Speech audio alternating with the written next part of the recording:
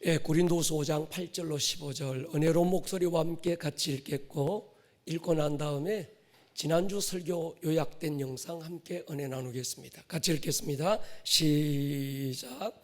우리가 담대하여 원하는 바는 차라리 몸을 떠나 주와 함께 있는 그것이라. 그런즉 우리는 몸으로 있든지 떠나든지 주를 기쁘시게 하는 자가 되기를 힘쓰노라. 이는 우리가 다 반드시 그리스도의 심판대 앞에 나타나게 되어 각각 선악간에 그 몸으로 행한 것을 따라 받으려 함이라. 우리는 주의 두려우심을 알므로 사람들을 권면하거니와 우리가 하나님 앞에 알려졌으니 또 너희의 양심에도 알려지기를 바라노라. 우리가 다시 너희에게 자천하는 것이 아니요 오직 우리로 말미암아 자랑할 기회를 너희에게 주어 마음으로 하지 않고 외모로 자랑하는 자들에게 대답하게 하는 것이라. 우리가 만일 미쳤어도 하나님을 위한 것이요 정신이 온전하여도 너희를 위한 것이니 그리스도의 사랑이 우리를 강권하시는도다. 우리가 생각하건대 한 사람이 모든 사람을 대신하여 죽었은즉 모든 사람이 죽은 것이라. 그가 모든 사람을 대신하여 죽으심은 살아있는 자들로 하여금 다시는 그들 자신을 위하여 살지 않고 오직 그들을 대신하여 죽었다가 다시 살아나신 이를 위하여 살게 하려 함이라. 아멘. 할렐루야. 저는 제 목소리가 저렇게 거친 줄 몰랐습니다. 깜짝 놀랐어요. 내 목소리인가 싶어서. 아무튼 목사의 목소리 어떠면 어떻습니까? 주시는 주님의 음성이 오늘 여러분 앞에 심겨지는 복이 되기를 축복합니다. 흔히 세상은 돌고 돈다라고 얘기해요. 세상의 시간표는 원이라서 시작도 없고 끝도 없다고 말하고, 그래서 어디서 왔는지 또 어디로 가는지 알 수 없다고 합니다. 그런데 하나님의 시간표는 일직선이죠. 시작이 있었으니 끝이 있고 처음이 있었으니 또 마지막이 있습니다. 하루를 보더라도 시작된 시간이 있었으니 또 하루가 끝나는 시간도 있지요. 1년의 첫날이 있으니 그의 마지막 날도 있고, 인생 태어난 날이 있으니 또 돌아갈 날도 있는 거지요. 그 마지막이 개인적인 종말이든지 아니면 우주적인 종말이든지 이 땅 누구도 그 마지막 그 시간을 피해갈 수 있는 사람은 아무도 없습니다. 내 의지에 따라 온 것이 아닌 것처럼 내 의지와는 상관없이 우리는 또 돌아가게 될 것입니다. 솔로몬은 그 때를 알고 오늘을 사는 사람을 지혜자라 전도서에서 그렇게 말했습니다. 누구도 반드시 가야 한다고 하는 기정된 사실을 전제로 할 때 중요한 건 오늘을 어떻게 살아야 되느냐. 돌아가 반드시 만날 그분 앞에서 내가 살아온 날들을 두고 무엇이라고 말할 수 있을까? 오늘은 좀 무거운 주제의 말씀이지만 본질적인 정말 중요한 주제를 함께 나누고 싶습니다. 오늘 본문의 앞뒤를 읽어보면 바울의 마음이 정확하게 보여요. 1절에 보면 바울이 자기가 알고 있는 분명한 한 가지 지식이 있다고 말하는데, 그 지식은 사람이 손으로 짓지 아니한 영원한 집, 영원한 세상이 있다는 겁니다. 그래서 8절에서는 세상에서 온갖 부귀영화 누리며 사는 것보다 차라리 몸을 떠나 주와 함께 그 나라에서 살고 싶은 마음의 소원을 얘기해요. 그도 그럴 것이 바울은 그 하늘을 보고 온 사람입니다. 우리는 그 하늘나라 가본 것도 아니고 경험한 것도 아니기 때문에 천국이 막연할 수 있지만, 바울은 새들이 날아다니는 하늘 그 위에 별들이 떠있는 우주 하늘 그 위에 있는 하나님의 하늘 삼청천을 기도 가운데 환상 가운데 두 눈으로 직접 보고 온 사람입니다. 하늘나라 모든 영광을 다 보고 온 건 아니지만 일부분만이라도 맛을 보고 온 사람이 바울이지요.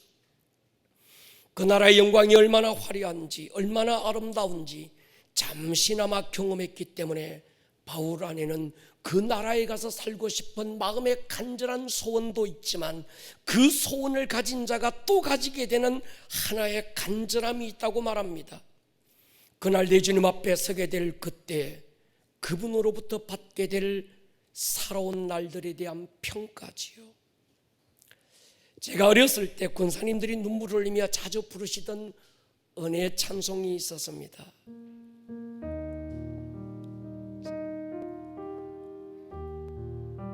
세상 북이 아니람과 세상 근심하다가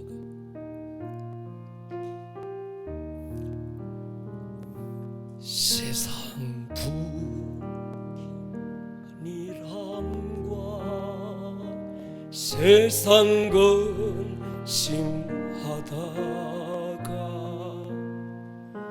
주님 나를 찾으시며 어떻게 만나 주님 내게 오시며 나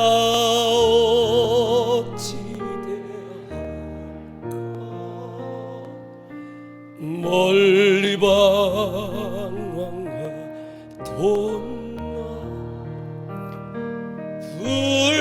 불쌍한 이 죄 이제 주만 생각하니 세상 근심 버리고 두 손 들고 눈물로서 주만 따라가오리. 조그마한 그 예배당 골방에 군사님 몇 분 옹기종기 둘러앉아 처음에 노래 같았던 이 찬양이 어느새 눈물이 되고 간절한 기도의 소원이 되고 통곡의 눈물이 되는 걸 어렸을 때 옆에서 보고 자랐습니다. 오늘 우리 지연이가 주기철 목사님의 일사각오라는 그 정신 그리고 만들어진 이 노래 정말 은혜롭게 잘 불러주었잖아요.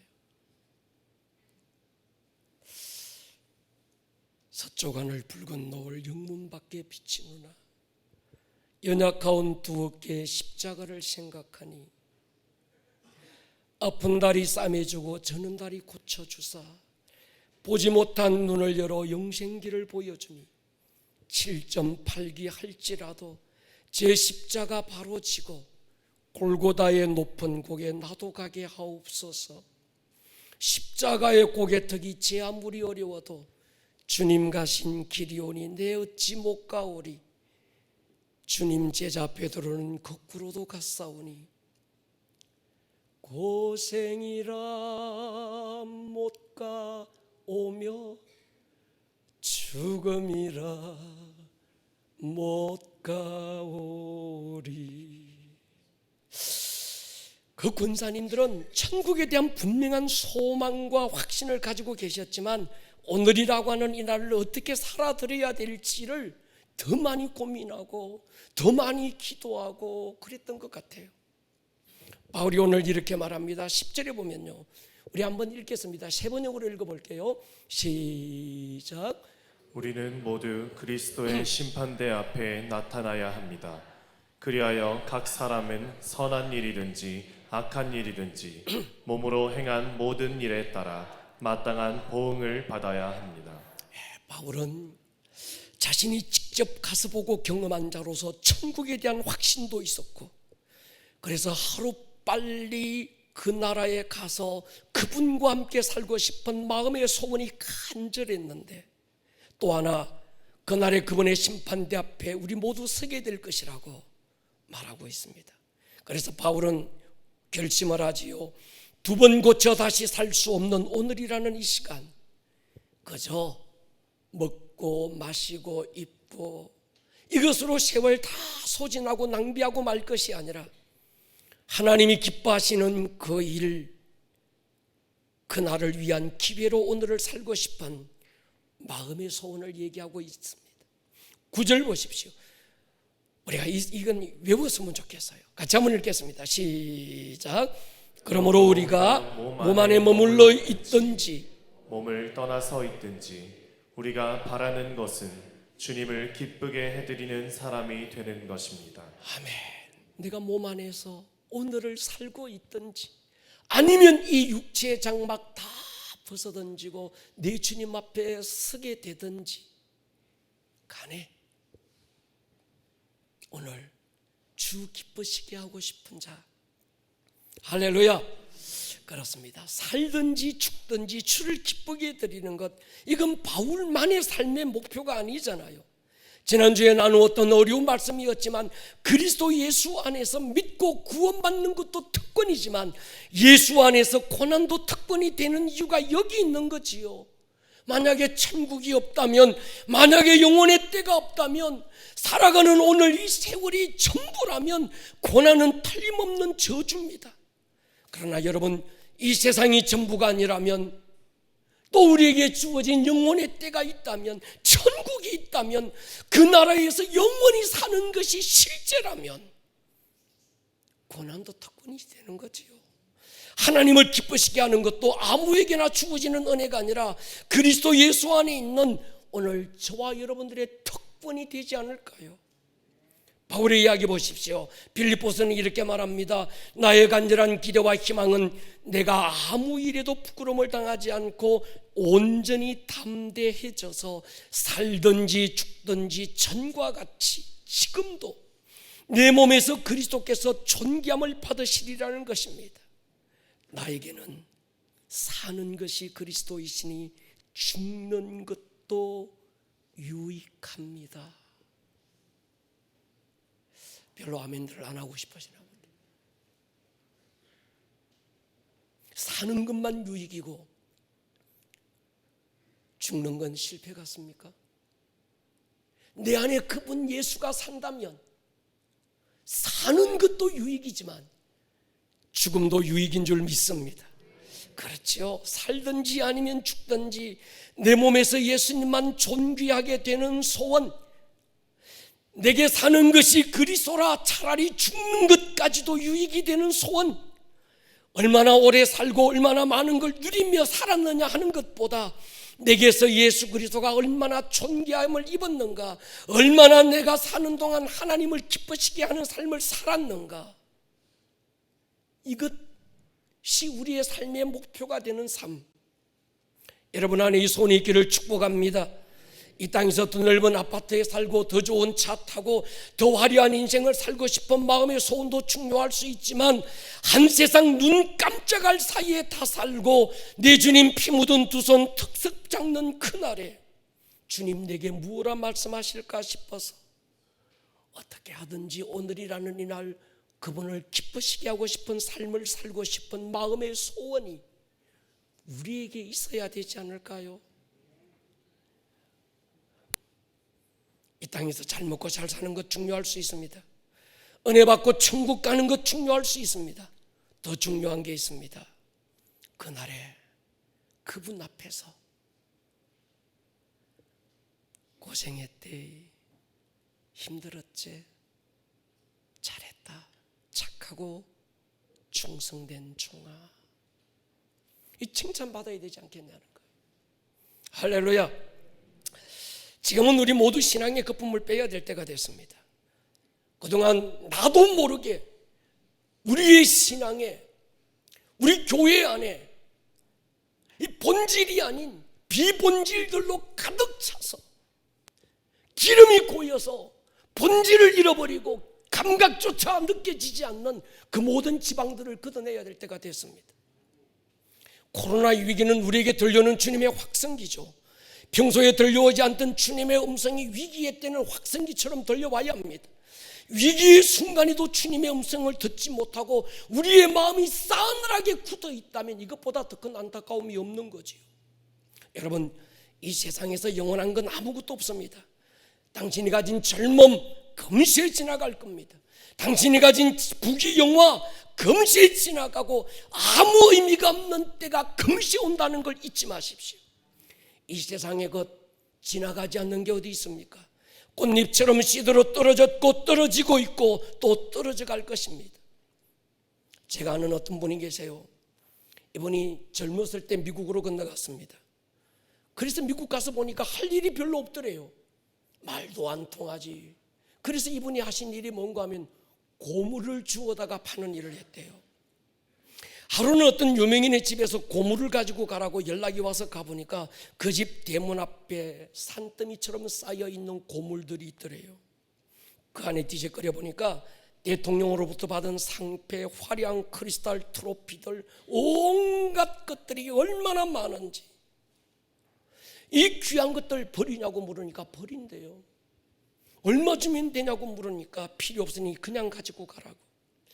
그 상패 주인은 일주일 전에 돌아가셨는데 자녀들이 아버지의 유품을 정리하고 있는 터였습니다. 그냥 가져오기 미안해서 가정부에게 10불을 주고 돌아서 나오는데 그런 생각이 들더래요. 이분이 이 고물 같은 것 이것 하나 얻으려고 얼마나 애썼을까?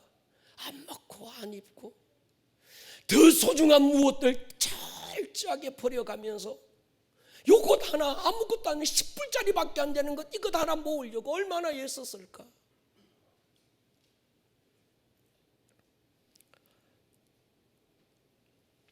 여러분 10불 주고 사서 100불 주고 팔았답니다. 여러분 10불 가치도 안 되는 것 가지고 목숨 걸지 마십시오. 싫어도 아멘 하셔야 합니다.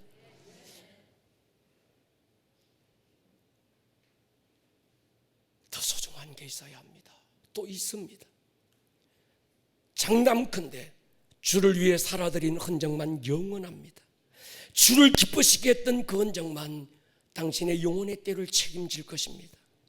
이 땅에서 상 받는 것, 트로피 받고 뭐 중요할 수 있습니다.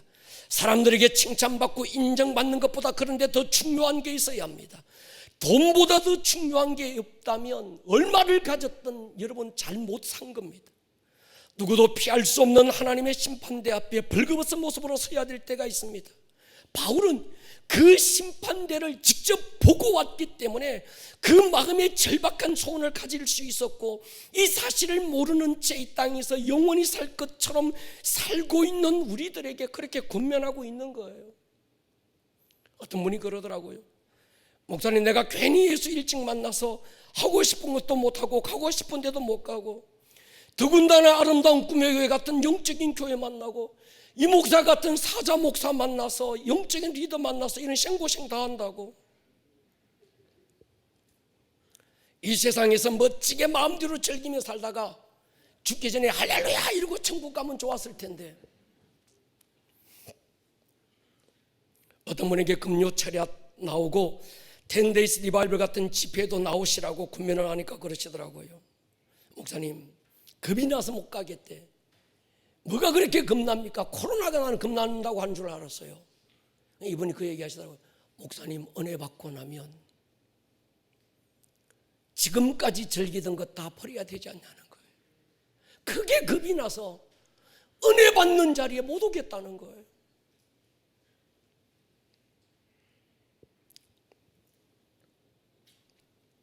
여러분, 세상에서 살아갈 때 내 마음대로 엔조이하고 멋들어지게 살다가 천국이 없다면 그만이고 혹시 어쩌다가 천국이 있으면 돌이킬 수 없으니까 오늘 복음 들듯이 교회 나와주는 것 아닙니까? 신앙의 힘 이용해서 내가 좌절되고 위로 얻고 어려울 때 복이나 짜고 예수 믿고 있는 건 아닙니까? 단순히 천국에 가는 것만이 신앙의 목적이라면 예수 잘못 믿는 거지요. 예수 이용해서 돈이나 더 벌자고 한다면 예수 잘못 믿고 있는 게 틀림없습니다. 불안한 마음 위로나 얻자고 드리는 예배라면 여러분은 예배 잘못 드리고 있는 겁니다. 제가 하나님이 아니라 모르겠지만 이런 분들이 과연 천국에 들어갈 수 있을까? 회의적인 이유는 제 개인적인 사견이 아니라 주님이 이런 말씀을 남겼습니다.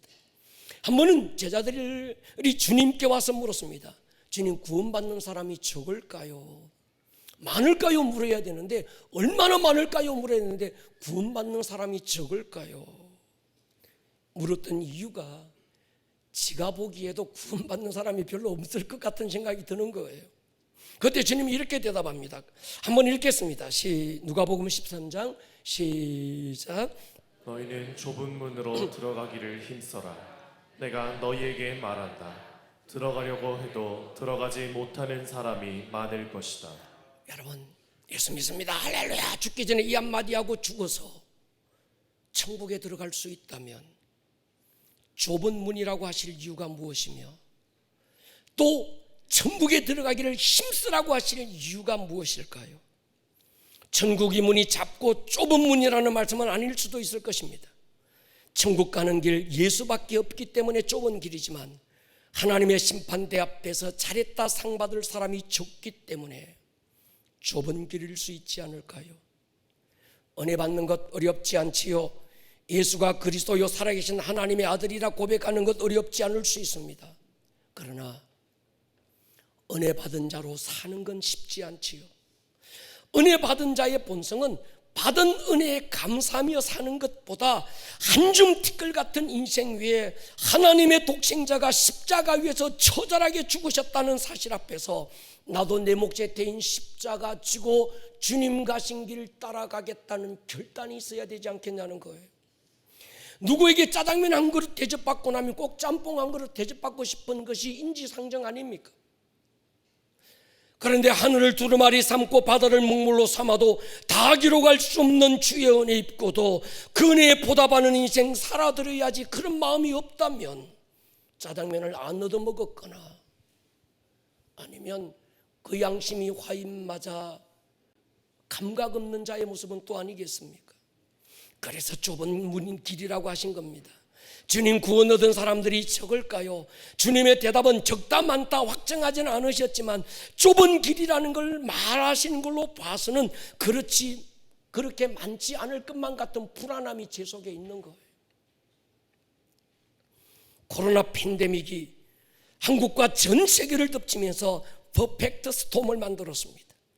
일순간에 전 세계 모든 국경이 일순간 셧다운되고 모든 교회들의 문이 닫혔습니다.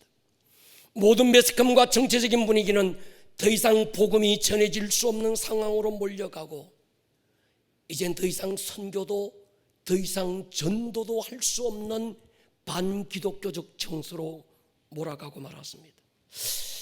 저는 이게 한 번도 가능하다고 생각을 안 해봤습니다. 적어도 자유주의, 자유민주주의 대한민국 나라 안에서 이런 일이 있다 저는 상상도 못했습니다. 그런데 우리 보는 눈앞에서 이런 일들이 이루어지고 있습니다. 그리고 1천만 성도를 자랑하던 한국교회는 코로나 이후로 절반도 돌아오지 못했습니다. 그렇게 믿음이 좋아 보였던 그 집사님, 그 권사님의 민낯이 그대로 드러나고 말았습니다. 지금 베이징에서는 코로나보다 훨씬 강력한 바이러스가 번지고 있습니다. 중국 내몽고에서는 과거에 중세를 덮쳤던 흑사병이 번지고 있습니다. 그리고 많은 전문가들이 올 11월이 지나고 가을이 넘어가면 지금보다 훨씬 더 큰 팬데믹이 일어날 것이라고 추측들을 하고 있습니다. 저는 그런 생각을 해봤습니다. 그때는 과연 얼마나 남을까? 다른 교회는 몰라라. 하나님이 내게 맡겨주신 아름다운 꿈의 교회 성도들은 과연 예배의 자리에 얼마나 남을 수 있을까?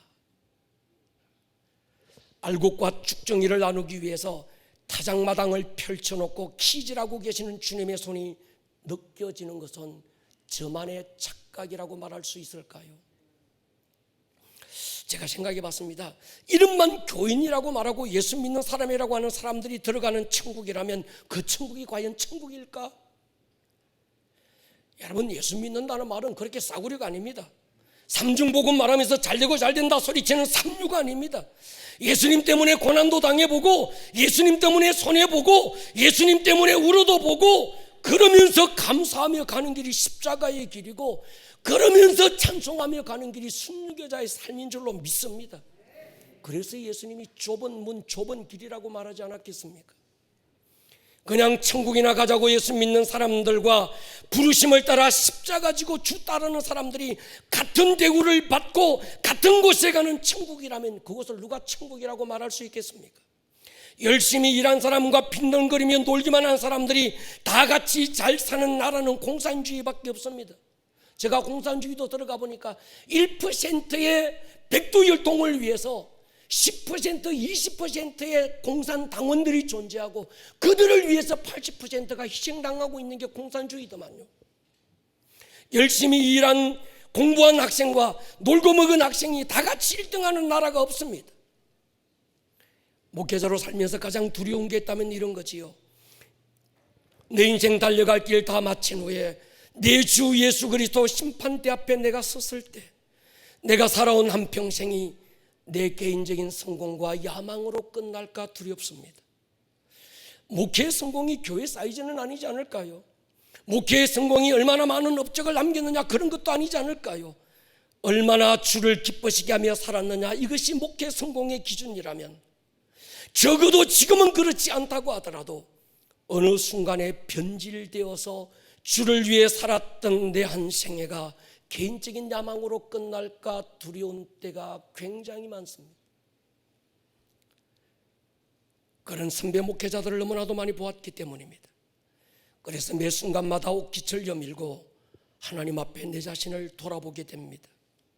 그러지 않으면 앞에서 설교하는 목사도 어느 순간에 변질될지 모르는 연약함을 가지고 있는 거예요. 사랑하는 여러분, 어떤 분이 그러시더라고요. 요즘 우리 목사님 설교가 세졌대요.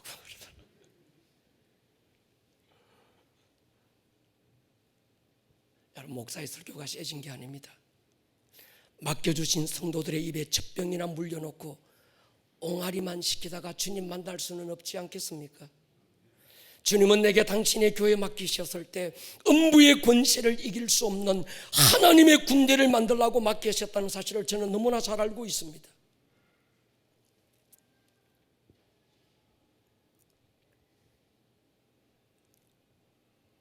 사랑하는 여러분, 이 목사의 설교가 극단적인 설교가 아닙니다.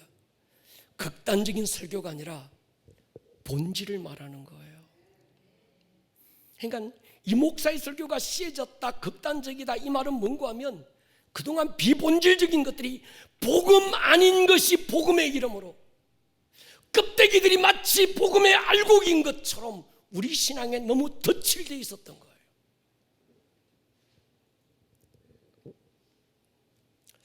이 세상에서 아무리 부자로 살고 재산을 더 이상 쌓을 곳이 없어 더 큰 창고를 지었던 그 부자도 짧은 인생 끝으로 영혼의 때에 돌입하는 순간에 그지 나사로의 손끝에서 묻어나는 물 한 모금의 자비를 구해야 될 만큼 초라해지고 말았습니다.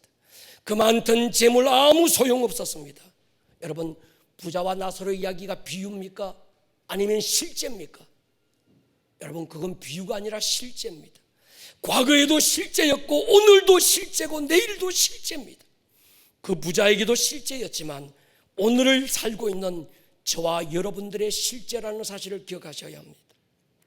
그 나라가 없다면 예수님이 십자가에서 죽으셔야 될 이유가 무엇일까요?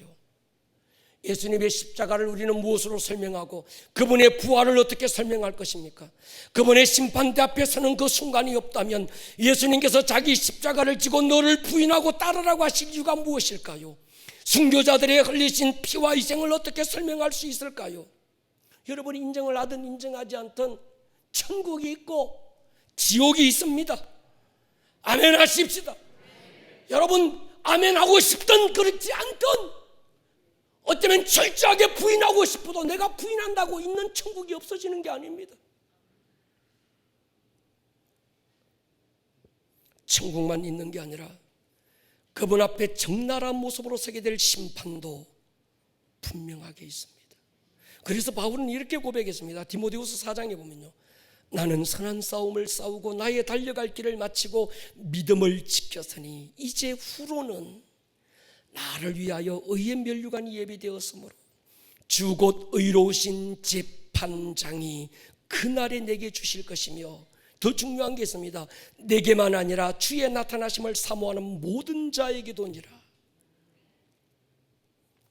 오합이 제일 막내 초등학교 1학년 이 아이가 엄마에게 이렇게 말했답니다. 기도하고 엄마에게 쫓아오더만, 엄마, 나는 앞으로 하나님이 기뻐하시는 일만 하고 싶어요, 이러더래요. 제가 그 아이를 불러서 이리 와봐라. 있잖아, 네가 뭐 특별한 일을 안 해도 하나님은 너 보면 너무 이뻐서 아마 하나님의 그 입이 막 이만큼 찢어졌을 거야. 그러니까 너 막 하나님이 기뻐하는 일을 내가 막 해야지, 그렇게 안 해도 돼. 네가 하나님이 기뻐하는 자이기 때문에 하나님은 너 기뻐하셔. 여러분, 내가 하나님이 기뻐하는 사람이 되고 나면 하나님이 기뻐하시는 그 일은 행복해서 하게 됩니다. 동의하십니까? 그게 부담이 되거나 그게 어렵거나 그게 힘든 고역이 아닙니다. 내가 하나님이 기뻐하시는 존재가 되지 못하고 나니까 하나님이 기뻐하시는 그 일을 하려고 하니까 부담스럽고 힘들고 어려운 거예요. 그런데 내가 먼저 하나님이 기뻐하시는 그 사람이 되어버리고 나면 하나님이 기뻐하시는 일은 할수록 행복하고 할수록 특권처럼 여겨지고, 그것이 사는 것이든 죽는 것이든 그것이 세상에서 때로는 조롱과 멸시를 받는 것이라고 할지라도 너무 기뻐서 하게 되는 거예요. 그래서 성경은 우리에게 일을 말씀하는 게 아니라 존재를 말씀하고 계시는 겁니다. 시간이 없어서 넘어가겠습니다. 하나님이 기뻐하시는 사람은 하나님이 기뻐하시는 일을 합니다. 골로새 1장 보십시오. 10절로 11절 우리 같이 한번 읽겠습니다. 시작. 여러분이 주님께 합당하게 살아감으로써 모든 일에서 그분을 기쁘게 해드리고 모든 선한 일에서 열매를 맺고 하나님을 점점 더 알고 하나님의 영광의 권능에서 오는 모든 능력으로 강하게 되어서 기쁨으로 끝까지 참고 견디기를 바랍니다. 모든 일에서 그분을 기쁘게 해드리고 모든 선한 일에 열매를 맺고 기쁨으로 끝까지 참고 견디기를 바랍니다. 그 끝이 눈물이 아니라 기쁨의 때가 있기 때문에, 할렐루야, 망하고 다 없어지는 것이 아니라 최고의 영광스러움으로 준비되어 있기 때문에 바울은 기쁨으로 끝까지 참고 견디라고 권면하고 있는 겁니다. 여러분, 하나님이 가장 기뻐하는 사람이 어떤 사람일까? 예배자죠. 하나님은 그래서 예배하는 사람을 찾으십니다. 하나님이 기뻐하는 예배가 중요한 게 아니고 하나님이 기뻐하시는 그 사람이 드리는 예배가 하나님이 기뻐하는 예배인 줄로 믿습니다. 그래서 저는 예배는 양보할 수 없고 예배는 포기할 수 없고 한 번의 예배에 목숨 거는 이유가 이겁니다. 제 아내가 그러더라고요. 제발 다음 주에는 설교 안 할 사람처럼 오늘 설교하지 말고 다음 주 또 설교해야 되니까 좀 살살해도 성도들 다 알아듣습니다. 사정을 하더라고요. 근데 저는 그렇게 하고 싶지 않습니다.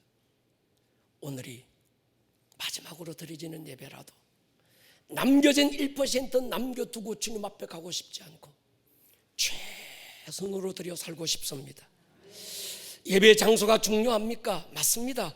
예배는 어떤 예배를 드리냐도 중요하지만 어디서 드리는 예배인가도 중요합니다. 아브라함에게 하나님은 아들 이삭을 드릴 예배 장소를 지정해 주셨고 동네 야산에서나 아무데나 드리라고 말하지 않았습니다. 다윗이 범죄하고 온 백성들이 전염병으로 쓰러져 갈 때 아리우나의 타작마당을 지정해서 거기서 번제의 예배를 드리라고 했습니다. 모세와 이스라엘 백성들에게 아무데서나 나를 만날 수 있으니까 아무데서나 나를 찾으면 된다, 그렇게 말하지 않았습니다. 하나님이 지정하신 그 산으로 오라고 그러셨고 성막을 만드실 때는 내가 거기서 너희를 만날 거니 그리로 오라고 불렀습니다. 여러분, 하나님은 무소부재하신 분이죠. 어디서나 만날 수 있는 건 아닙니다. 하나님은 어디도 계시지만 모든 장소가 하나님의 관심인 건 아니지요. 예배는 두 가지입니다. 모여드리는 예배도 있지만 삶으로 드리는 산제사 영적 예배도 있습니다. 삶으로 드리는 내 삶에서 예배자로 산다는 것도 중요합니다. 그러나 모여드리는 예배에 성공한 사람만 여기서 힘을 얻고 하늘로부터 공급되는 하나님의 능력에 아주 잠겨야 내 삶 속에서 삶으로 예배자의 성공을 누릴 수 있지 않겠냐는 거예요. 여러분, 그렇습니다. 예배를 등한히 여기지 마십시다. 예배를 주고 바꿔야 될 가치가 세상에는 없습니다. 우리는 예배를 위해서 태어났고 예배 하나 위해서 구원받았고 하나님의 자녀가 됐습니다. 예배는 성도의 삶의 옵션이 아니지요, 본질이고 목적입니다. 예배가 승리하는 성도 삶의 원동력이죠. 또 선교, 전도는 주님이 가장 기뻐하시는 일입니다. 구제, 하나님의 마음을 나타내는 일이죠. 우리 교회 권사님들이 팀을 만들었어요. 한 번 사는 인생 그냥 생각만 하다가 살지 말고 세상 일만 하다가 주님 만날 수 없고 남은 인생 주님 기뻐하는 일을 하기로 결단하고 권사님들이 앞장서셔서 양소매 다 걷어붙이고 밑에 다리 이 바지까지 걷어붙였습니다. 그래서 선교팀, 구제팀, 중보기도팀, 신방팀, 예배 코디팀 몇 가지 팀을 나누어서 주님이 기뻐하시는 일을 우리가 하며 살자 결단들을 하셨습니다. 나는 권사가 아닌데요, 여러분 같이 뛰어들 수 있기를 축복합니다. 지금은 우리가 코로나 때문에 노숙인들을 섬길 수 없고 주위의 노인분들을 교회로 모시다가 식사 대접할 수 없지만 우리가 코로나가 오기 전까지 매주 목요일이면 부평역에 나가서 거기 노숙인들 식사를 대접하고 주님의 사랑이 이런 것이다 말이 아니라 삶으로 보여주고 14단지 주위에는 힘들고 있는 독거 노인들 모시다가 여기서 최고의 정성된 어떤 그 마음을 쏟아서 그분들에게 식사 대접하고 뿐만이 아니지요. 지금은 그게 우리 또 미용봉사팀에서는 그분들 14단지 찾아가셔서 독거 노인분들 30명 40명씩 몇 시간씩 막 머리도 잘라드리고 기쁨으로 잘 감당해 왔습니다. 근데 이 코로나가 오니까 사람들이 그걸 또 싫어하시더라고요. 그러니까 안타까운 건 사랑이 사랑으로 표현될 수 없는 철저한 단절과 고립된 이 세상을 지금 우리가 만들어 놓고 있는 겁니다. 그래서 비대면이라는 말이 너무 자연스러운 단어가 돼버렸습니다. 그래서 권사님들이 하다가 안 되니까 그러면 매주 목요일 우리 주위에 소년 소녀 가장들 장애우들이 많으니까 그분들에게 밑반찬에서 띵동 누르고 아름다운 꿈의 교회에서 왔습니다 하고 반찬 살짝 내려놓고 우리가 가자.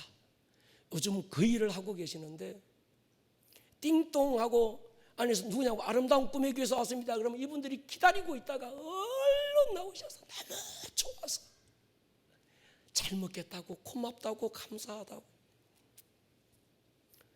구경꾼이 되지 마시고 함께 뛰어들 수 있기를 주의 이름으로 축복합니다. 선교지 간다고 하면 동참해 주십시오. 이스라엘 그 땅은 이제 더 이상은 관광지가 아니고 마지막 선교지가 됐습니다. 지금은 할 수 있는 일이 그 땅을 밟고 예배하고 그 백성들을 위해 충고하는 일이지만 지금은 우리가 또 갈 수 없도록 국경을 닫고 말았습니다. 그래서 하나님이 언제 짠 하고 열어주시면 그때 갈 수 있기 위해서 적금도 드시기를 축복합니다. 잠비아에서 연락이 왔어요. 목사님, 아름다운 꿈의 교회에서 보내준 그 돈으로 학교도 짓고 고아원도 짓고 지금 예배당도 짓고 다 지어놓고 아름다운 꿈의 교회가 와서 테이프 잘라주기를 기다리고 있다는데 이게 갈 수 없어서 마음이 안타깝습니다. 그래서 딱 풀리면 제일 먼저 우리가 아프리카로 날아갈 테니까 적금 드시기를 바랍니다. 북한 선교문 언제는 열릴 거예요. 그래서 평안남도 은평군, 은산군 지정해놓고 우리가 지금 매달 적금 붓고 하나님께서 문 딱 열어주시면 그동안 노래만 부를 게 아니라 우리가 팍 날아가서 거기서 이단들이 와서 판치기 전에 교회 지어놓고 그 땅에 하나님 나라를 세워가는 것, 여러분 이 일에 동참해 주시기를 주의 이름으로 축복합니다. 토요일이면 중보기도 골방에 모여서 교회를 위해 목사 위해 주일 예배 성공을 위해서 몸부림치는 중보기도자들이 얼마나 애를 쓰고 있는지 모르. 그래서 어제도 골방에서 모여 못하게 하니까 카페에서 모여서 청년 중보기도팀은 청년부 예배를 해서 와와와와 기도, 어른들 중보기도면 또 여기 모여서 카페에 모여서 또 시간 바꿔서 막 기도하고, 그 위에서는 청소년부는 또 청소년부 예배를 위해서 또 열심히 막 중보하고 기도하고. 여러분, 같은 배를 타고 그 자리에 앉아 계시면 같은 상 받게 될 줄로 믿습니다. 여러분, 우리 다음 세대 살리는 게 우리 교회 비전이잖아요. 동의하십니까? 오합위에도 관심 가져주시고, 정말 여러분들의 자녀들 하나님 없는 세상 교육에 맡겨서 세상 가치관으로 꽉 찌들어 있으면 이 아이들이 하나님을 버리게 될 수밖에 없습니다. 성경에 원하는, 대안이 아니라 원하는 가정과 교회와 학교가 하나 되는 교육이 이루어지는 것이 하나님의 꿈이고 하나님의 열심이지 않냐는 거예요. 쉐마 말씀들을 읽어보십시오. 구약 성경 읽어보십시오. 너희 자녀들에게 부지런히 하나님의 말씀을 가르치라는 거예요. 그런데 하나님 없는 교육의 핵심 가치가 우리 자녀들 속에 마치 동성애가 가장 아름다운 것처럼 오해시켜요. 이런 교육의 현장 속에 살아가는 거예요. 우리의 자녀들을 살리는 길은 저는 그렇게 믿습니다. 이번 그 CTS에서 만나서 CTS 관계자가 그 담당 작가가 저를 만나와서 제 얘기 듣더만 맞습니다. 목사님이 지금 생각하고 있는 게 대안이고 원안입니다. 그래서 제가 그랬어요. 각 교회들마다 제 꿈은 각 교회들마다 한 교회에서 한 학교를 세우는 겁니다. 그래서 우리의 자녀들을 하나님 없는 마치 대학 가는 기계로 만들 이유가 없습니다. 이젠 여러분 지식 정보 시대는 끝났습니다. 할렐루야. 검색만 잘하면 누구든지 지식에 대해서는 걱정 없는 시대가 되었습니다. 이젠 바른 가치관을 우리 아이들에게 심어줄 필요가 있습니다. 할렐루야. 여러분, 이렇게 살아도 세월은 멈추지 않고 그 속도로 잔인하게 흐르고, 저렇게 살아도 세월은 우리를 주님 앞으로 이끌고 가게 될 것입니다. 구원받지 못할 수도 있다는 말이 아닙니다. 우리는 구원과는 상관없는 자가 됐습니다. 이미 구원은 받았으니 그 나라에서 받을 상이 있기를 축복합니다.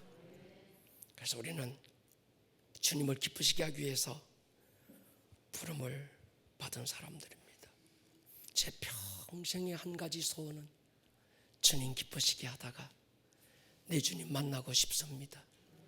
그때 내 주님 나를 향해서 이 목사 그때 내가 너를 보았다, 복음 전하다 목이 찢어져라, 주님 안타까운 그 마음 쏟아내려고 몸부림치던 그때 너를 내가 보았다, 그런 말씀 듣고 싶은 거예요. 여러분, 쉽지 않습니다. 그러나 우리 주님 기쁘시게 하다가 주님 만날 수 있기를 축복합니다. 바울이 여러 곳에서 얘기했던 것처럼 내가 몸에 있거나 몸 안에 있거나 아니면 몸을 떠나 그 나라에 주와 함께 있든 살든지 죽든지 나는 주를 기쁘시게 하는 자 되기를 힘쓴다는 거예요. 그렇게 권면을 드리고 싶습니다. 여러분, 이 땅에서 한 줌 인생이 우리잖아요. 정말 딱 한 줌이더만요. 주 기쁘시게 하십시다. 오늘이란 이날 저서 육체를 복종시켜서 가진 돈 자랑하지 말고요, 있는 힘 있다 자랑하지 말고, 좀 아파트 적은 데 산다 약고 죽지 말고, 주를 기쁘시게 하고 싶은 그 열정 하나로 꽉 가지고 있다가 내 주님 앞에 서는 그날에 잘했다 칭찬받는 우리 아름다운 꿈의 교회가 되고 온 성도님들이 될 수 있기를 주님의 이름으로 축원합니다. 기도하겠습니다. 사랑하는 여러분, 세상 무기한이람과 세상 명예 쫓다가 다 살고 주님 앞에 서면 얼마나 초라해질까요? 오늘 우리 새롭게 결단해야 합니다. 광야 한가운데 살지라도, 때로 내 삶에 비바람 몰아칠 때도 나 이곳에 굳게 서서 믿음의 두 손을 들고 주의 이름을 선포하며 살겠습니다.